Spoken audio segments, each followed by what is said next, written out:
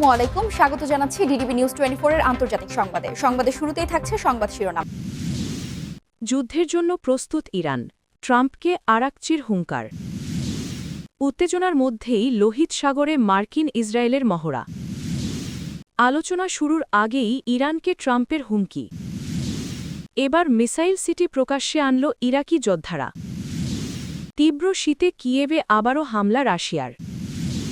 খামেনির পতন মধ্যপ্রাচ্যের জন্য ভয়ঙ্কর বিপদ ডেকে আনবে। এতক্ষণ শুনছিলেন সংবাদ শিরোনাম, এখন থাকছে বিস্তারিত। যুদ্ধের জন্য প্রস্তুত ইরান, ট্রাম্পকে আরাকচির হুঙ্কার।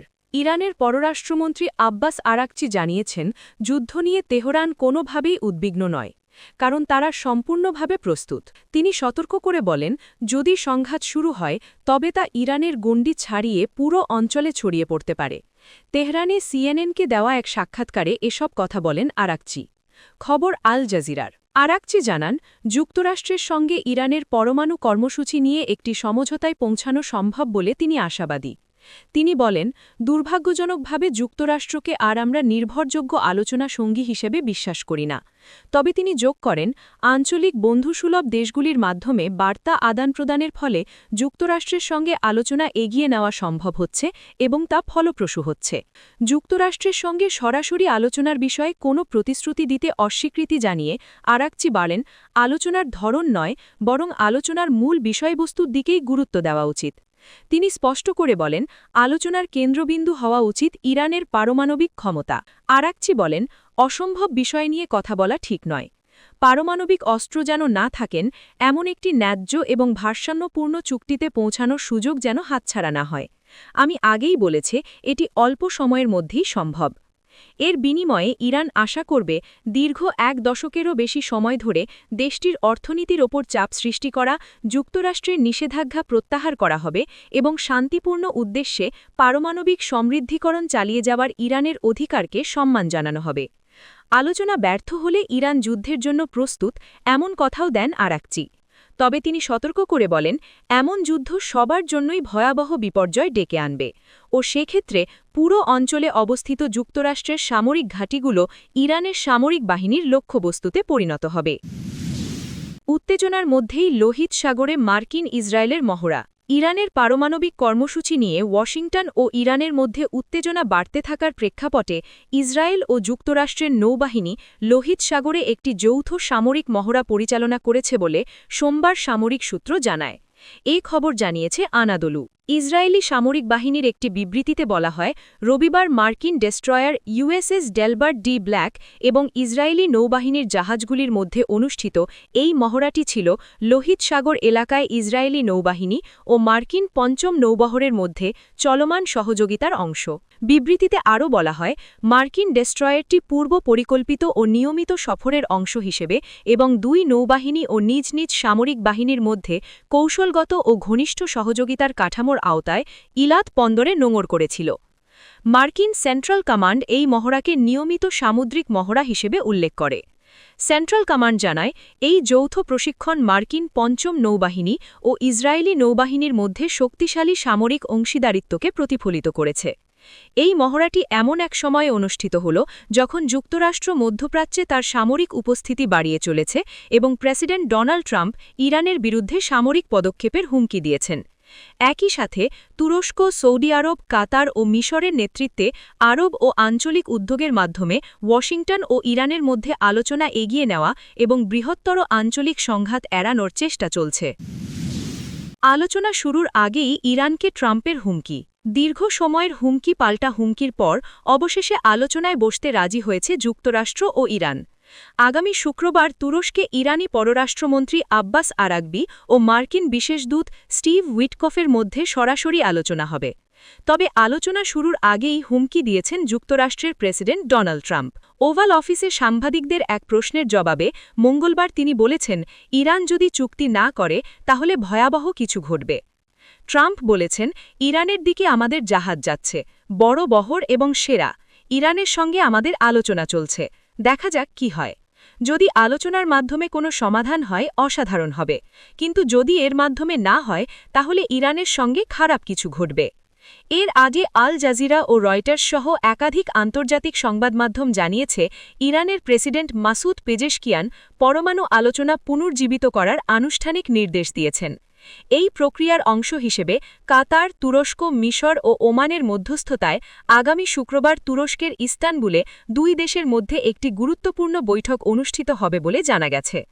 তেহরানের পক্ষ থেকে জানানো হয়েছে, ওয়াশিংটনের সঙ্গে বিদ্যমান উত্তেজনা কমাতে তারা আঞ্চলিক দেশগুলির প্রস্তাবিত বেশ কয়েকটি কূটনৈতিক প্রক্রিয়া নিবিড়ভাবে পর্যালোচনা করছে। আগামী কয়েকদিনের মধ্যেই আলোচনার একটি সুনির্দিষ্ট কাঠামো তৈরি হবে বলে আশা প্রকাশ করেছেন ইরানের পররাষ্ট্রমন্ত্রী ইসমাইল বাগাই। তিনি নিশ্চিত করেছেন যে বর্তমানে দুই দেশের মধ্যে পরোক্ষ আলোচনা অব্যাহত রয়েছে এবং কূটনৈতিক প্রক্রিয়ার প্রতিটি ধাপ চূড়ান্ত করার কাজ চলছে। এই উদ্যোগের অংশ হিসেবে পররাষ্ট্রমন্ত্রী আব্বাস আরাকজি ইতিমধ্যে সৌদি আরব, মিশরের পররাষ্ট্রমন্ত্রীদের সঙ্গে টেলিফোনে আলোচনা সেরেছেন। এমন এক সময় এই কূটনৈতিক তৎপরতা শুরু হয়েছে যখন তেহরান ও ওয়াশিংটন উভয় পক্ষই সরাসরি সামরিক পদক্ষেপের হুমকি থেকে কিছুটা সরে আসার ইঙ্গিত দিচ্ছে। গত জুনে ইসরায়েল ও যুক্তরাষ্ট্রের হামলার পর এই আলোচনা স্থবির হয়ে গিয়েছিল। এবার মিসাইল সিটি প্রকাশ্যে আনল ইরাকি যোদ্ধারা। মধ্যপ্রাচ্যে ইরান যুক্তরাষ্ট্রের মধ্যে ক্রমবর্ধমান উত্তেজনার মাঝেই নিজেদের শক্তি প্রদর্শনে মাঠে নেমেছে ইরাকের পপুলার মোবিলাইজেশন ফোর্সেসের পিএমএফ এর অন্তর্ভুক্ত সশস্ত্র গোষ্ঠীগুলো। সম্প্রতি সারায়া আউলিয়া আল দাম নামক একটি সংগঠন তাদের মাটির নিচের বিশাল রকেট এবং ক্ষেপণাস্ত্র ভাণ্ডারের ভিডিও প্রকাশ করে বিশ্বজুড়ে চাঞ্চল্য সৃষ্টি করেছে। এই ভিডিওতে দেখা যায় মাটির নিচে সুড়ঙ্গ পথ দিয়ে ট্রাকের মাধ্যমে বিশাল আকারের ব্যালিস্টিক ক্ষেপণাস্ত্র পরিবহন করা হচ্ছে। সামরিক বিশ্লেষকদের মতে এই মিসাইল সিটির উন্মোচন যুক্তরাষ্ট্র এবং ইসরায়েলের জন্য বড় হুঁশিয়ারি। ভিডিওতে বেশ কয়েকজন শীর্ষস্থানীয় আঞ্চলিক প্রতিরোধ নেতার উপস্থিতি বিষয়টিকে আরও তাৎপর্যপূর্ণ করে তুলেছে। এর মাধ্যমে এই বার্তা দেওয়া হয়েছে, ইরাকি প্রতিরোধের পদক্ষেপ কোনো স্থানীয় সিদ্ধান্ত নয়, বরং এটি বৃহত্তর প্রতিরোধ বলয়ের সমন্বিত কৌশল। 2020 সালে জেনারেল কাসেম সোলাইমানি এবং আবু মাহদি আল মুহান্দিসকে হত্যার পর গঠিত হওয়া এই গোষ্ঠীটি শুরু থেকেই ইরাকে মার্কিন সামরিক উপস্থিতির প্রকাশ্য বিরোধিতা করে আসছে। Washington institute for near east পলিসির প্রতিবেদন অনুযায়ী এর আগে আইন আল আসাদ এবং হরির ঘাঁটিতে হামলার নেপথ্যেও এই গোষ্ঠীটির ভূমিকা ছিল। ইরাকি এই যোদ্ধাদের হাতে বর্তমানে ইরানের তৈরি জিলজাল ও ফজর রকেটের পাশাপাশি নিজস্ব প্রযুক্তিতে তৈরি বাতার এবং সালাম-1 ক্ষেপণাস্ত্র রয়েছে। গাজা যুদ্ধ শুরু হওয়ার পর তারা আকসা-1 নামক মাঝারি পাল্লার ক্ষেপণাস্ত্রের সফল ব্যবহারের ঘোষণাও দিয়েছে। এই ঘটনাটি মার্কিন গোয়েন্দা সংস্থাগুলোর জন্য বড় ধাক্কা হিসেবে দেখা হচ্ছে, কারণ গত 2 দশক ধরে ইরাকে মার্কিন উপস্থিতি এবং অত্যাধুনিক নজরদারি ব্যবস্থা থাকা সত্ত্বেও কিভাবে এমন বিশাল ভূগর্ভস্থ স্থাপনা তৈরি হল তা নিয়ে প্রশ্ন উঠেছে। আঞ্চলিক রাজনৈতিক বিশ্লেষকরা মনে করছেন, ইরাকের এই সশস্ত্র গোষ্ঠীগুলো এখন আর কেবল তেহরানের ওপর নির্ভর কোনো শক্তি নয়, বরং তারা নিজস্ব সক্ষমতায় সিদ্ধান্ত নীতি এবং হামলা চালাতে সক্ষম। বিশেষ করে বদর অর্গানাইজেশন, হেজবুল্লাহ ব্রিগেড এবং আল নুজাবা মুভমেন্টের মতো শক্তিশালী দলগুলো যেভাবে ইরানের প্রতি পূর্ণ সমর্থন জানিয়ে প্রস্তুতির কথা বলেছে, তাতে স্পষ্ট যে এই অঞ্চলে কোনো সংঘাত শুরু হলে ইরাক সেখানে সক্রিয় ও বিধ্বংসী ভূমিকা পালন করবে। তীব্র শীতে কিয়েভে আবারও হামলা রাশিয়ার। যুক্তরাষ্ট্রের প্রেসিডেন্ট ডোনাল্ড ট্রাম্প ঘোষিত 1 সপ্তাহের যুদ্ধবিরতির মেয়াদ শেষ হতেই তীব্র শীতের মধ্যে কিয়েভে রাশিয়ার হামলা আবার শুরু হয়েছে। মঙ্গলবার ইউক্রেনের কর্মকর্তারা এ তথ্য নিশ্চিত করেছেন। রাতের তাপমাত্রা কিয়েভে -17 ডিগ্রি সেলসিয়াসে এবং খারকিভে -23 ডিগ্রি সেলসিয়াসে নেমে এসেছে। গত বৃহস্পতিবার ট্রাম্প জানিয়েছিলেন, রাশিয়ার প্রেসিডেন্ট ভ্লাদিমির পুতিন ঠান্ডা আবহাওয়ার সময় কিয়েভ এবং অন্যান্য শহরে হামলা বন্ধে সম্মত হয়েছেন। ক্রেমলিনও জানিয়েছিল, যুদ্ধবিরতি রবিবার পর্যন্ত কার্যকর থাকবে। তবে ইউক্রেনের দাবি, মস্কো যুদ্ধবিরতির মধ্যেও হামলা চালিয়েছে।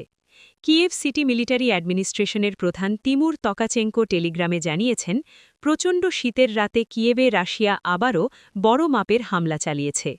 তিনি রাজধানীর বাসিন্দাদের আশ্রয়স্থলে থাকার পরামর্শ দিয়েছেন। পরে তিনি আরও জানান, এই হামলায় 2 জন আহত হয়েছেন। আঞ্চলিক সামরিক প্রধান ওলেগ সিনেগুভভ জানান, পূর্বাঞ্চলের খার্কিভেও রাশিয়ার গোলাবর্ষণে 2 জন আহত হয়েছেন। তিনি লিখেছেন, কয়েক ঘণ্টার হামলায় মূলত জ্বালানি অবকাঠামোকে লক্ষ্য করা হয়েছিল, উদ্দেশ্য ছিল সর্বোচ্চ ধ্বংসযজ্ঞ চালানো এবং তীব্র তুষারপাতের মধ্যে শহরকে তাপহীন করা। 24 ফেব্রুয়ারি রাশিয়ার ইউক্রেনে আগ্রাসনের 4 বছর পূর্ণ হবে। রাশিয়া, ইউক্রেন এবং যুক্তরাষ্ট্রের কর্মকর্তাদের মধ্যে দ্বিতীয় দফার আলোচনা বুধবার আবুধাবিতে শুরু হওয়ার কথা। তবে ভূখণ্ড ইস্যুতে এখনও কোনো সমাধান হয়নি। রাশিয়া ইউক্রেনের পূর্বাঞ্চলীয় দোনেৎস্ক অঞ্চল পুরোপুরি নিয়ন্ত্রণে আনতে চায়, কিন্তু কিয়েভ তা প্রত্যাখ্যান করেছে। খামেনেইর পতন মধ্যপ্রাচ্যের জন্য ভয়ঙ্কর বিপদ ডেকে আনবে কি? তেহরানের রাজপথে সাম্প্রতিক মাসগুলোতে গণবিক্ষোভের আগুন জ্বলেছিল। সেই আগুন আপাতত নিভলেও ক্ষোভ কমেনি। আবারও যে কোনো সময় বড় কিছু ঘটতে পারে। ইরান এখন এমন সন্ধিক্ষণে দাঁড়িয়ে যেখানে প্রশ্নটি আর শাসন ব্যবস্থা টিকবে কিনা সেই গণ্ডিতে আটকে নেই। বরং প্রশ্ন হল, খামেনেই পরবর্তী শূন্যতা কিভাবে পূরণ হবে এবং এই পরিবর্তনের ধাক্কা আরব বিশ্বের ওপর কতটা প্রবলভাবে আছড়ে পড়বে। বিশ্লেষকদের মতে ইরানের এই ভবিষ্যৎ মূলত 5টি সম্ভাব্য পরিস্থিতির ওপর নির্ভর করছে। প্রথমত, দীর্ঘদিনের নির্বাসিত রাজতন্ত্রী বা বিরোধী দলগুলোর মাধ্যমে একটি অভ্যন্তরীণ রাজনৈতিক উত্তরণ। যদিও জনমানুষে পাহলভি আমলের প্রতি এক ধরনের নস্টালজিয়া কাজ করছে, কিন্তু শক্তিশালী কাঠামোর অভাবে এই পথটি এখনও ধোঁয়াশায় ঢাকা।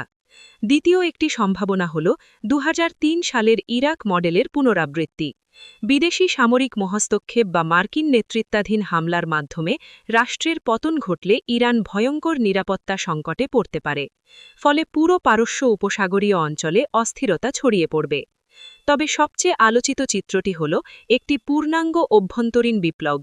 তরুণ প্রজন্মের তীব্র ক্ষোভ যদি শাসন ব্যবস্থাকে ভিতর থেকে ধসিয়ে দেয়, তাহলে ক্ষমতার কেন্দ্রে বড় ধরনের শূন্যতা তৈরি হবে। এই পরিস্থিতিতে আরেকটি বিপজ্জনক মোড় আসতে পারে। বিপ্লবী গার্ড আইআরজিসির পূর্ণ নিয়ন্ত্রণ গ্রহণ করতে পারে। সেক্ষেত্রে ধর্মীয় পোশাক ত্যাগ করে ইরান একটি উগ্র জাতীয়তাবাদী সামরিক রাষ্ট্রে পরিণত হতে পারে, যা হবে খামেনেই পরবর্তী সময়ের চতুর্থ এবং অত্যন্ত বাস্তবধর্মী চিত্র।